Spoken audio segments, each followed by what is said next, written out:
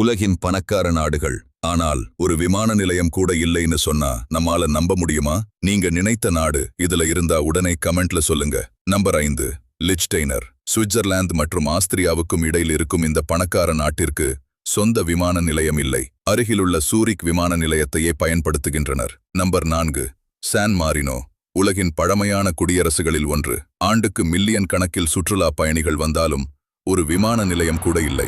இத்தாலியின் விமான நிலையங்களை நம்பியே இருக்கிறது. Number 3, Monaco. உலகின் கோடீஸ்வரர்கள் வாழும் நாடு. ஃபார்முலா 1 நடத்தும் இந்த நாட்டிலும் விமான நிலையம் இல்லை. ஹெலிகாப்டர் மூலம் பிரான்ஸ் நகரமான நிஸிலிருந்து சில நிமிடங்களில் வந்துவிடுகிறார்கள். Number 2, Vatican. உலகின் மிகச்சிறிய நாடு.